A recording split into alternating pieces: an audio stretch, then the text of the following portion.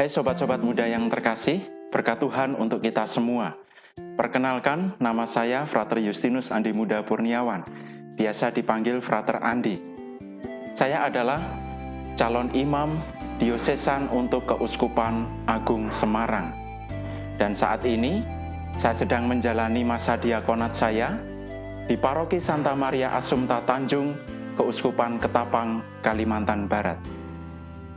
Jika berbicara soal awal panggilan saya menjadi seorang calon imam, awalnya saya tidak menduga, dan pada waktu itu saya hanya coba-coba mendaftarkan diri saya untuk mengikuti tes masuk seminari.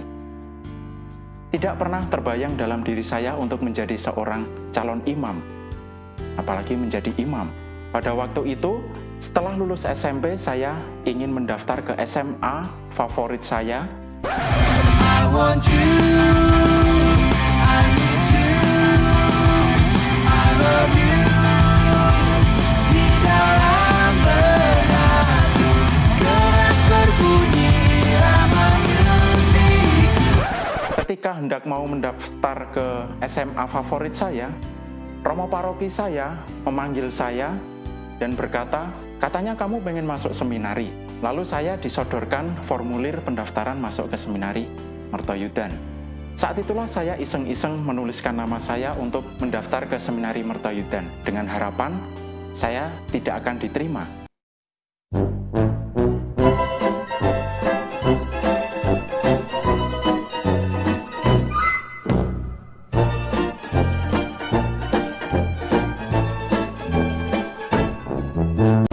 Tetapi ketika pengumuman penerimaan seminaris baru itu keluar, nama saya ada di sana dan saya diterima masuk ke seminari Mertoyudan.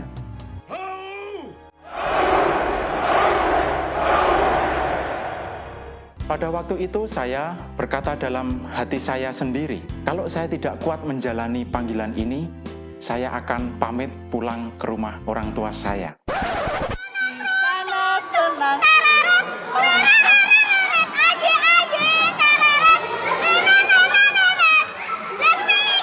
Maka pada waktu itu saya mencoba, jika saya kuat, saya akan jalani selama 1 minggu.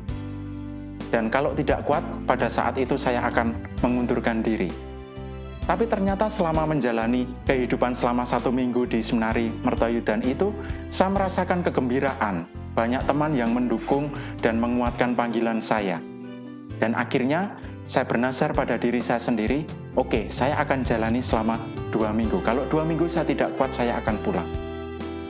Pada waktu itu, 2 minggu berlalu, 40 hari berlalu, 1 tahun, 2 tahun, 3 tahun. One eternity later.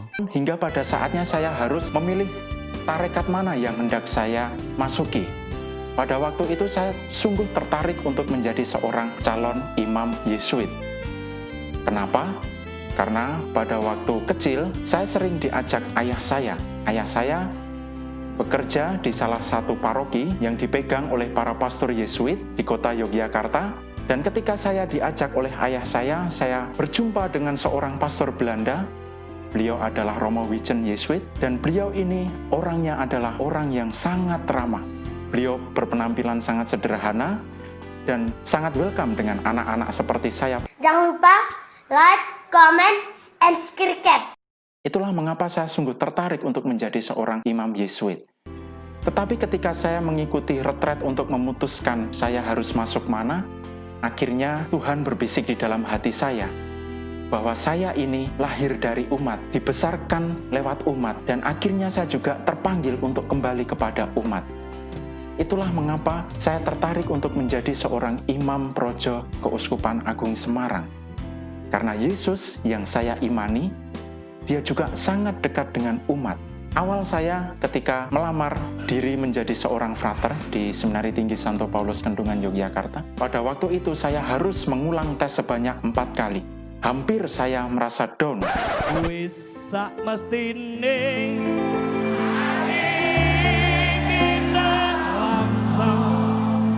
sosius saya mengatakan, jika kamu ingin lanjut ke seminari tinggi, kamu harus lulus tes yang terakhir. Kalau kamu sekali ini tidak lulus dan kamu masih ingin menjadi seorang imam, keuskupan lain masih bisa menerima kamu, tetapi tidak di Keuskupan Agung Semarang. Pada waktu itu saya memberontak kepada Tuhan, dan akhirnya saya mengalami krisis di dalam hidup saya. Saya merenung seorang diri di kapel. Saya menangis kepada Tuhan, Tuhan, mengapa Engkau memberikan cobaan ini kepada saya? Jangan sedih, jangan sedih, aku pasti setia.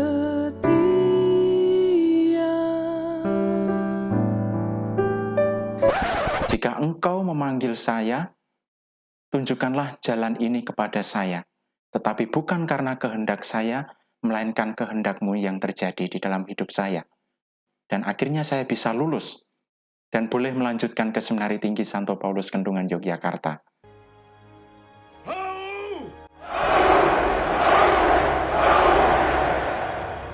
Perjalanan saya sebagai seorang frater di Seminari Tinggi Santo Paulus Kendungan Yogyakarta pun boleh dikatakan juga tidak mulus-mulus amat. Banyak pergulatan-pergulatan yang saya alami terutama dalam hal studi. Studi menjadi sesuatu yang bagi saya menakutkan, karena saya ini orang yang paling lemah dibandingkan dengan teman-teman angkatan saya. Tetapi, banyak kasih Tuhan yang kemudian saya refleksikan di dalam hidup saya, yang kemudian membuat saya tekun dan setia terhadap panggilan saya.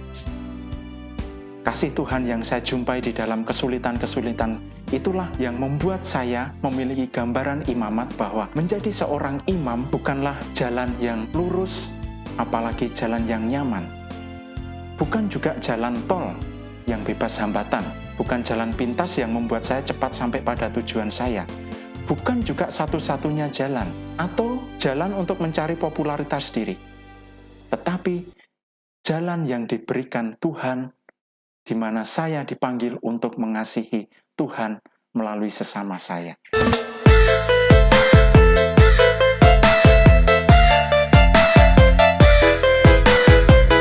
Sabda Tuhan yang sungguh menginspirasi saya, yang juga digunakan oleh Paus Fransiskus sebagai moto penggembalaannya adalah Miserando atque eligendo.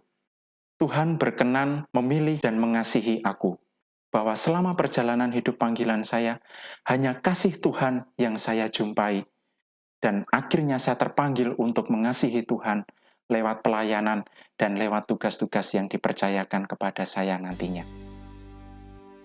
Oleh karena itu, jangan takut untuk menanggapi panggilan Tuhan, jangan pernah mematikan suara Tuhan itu di dalam hati teman-teman. Ingatlah, Tuhan akan menemani teman-teman sampai akhir hayat. Mari bergabung bersama dengan kami.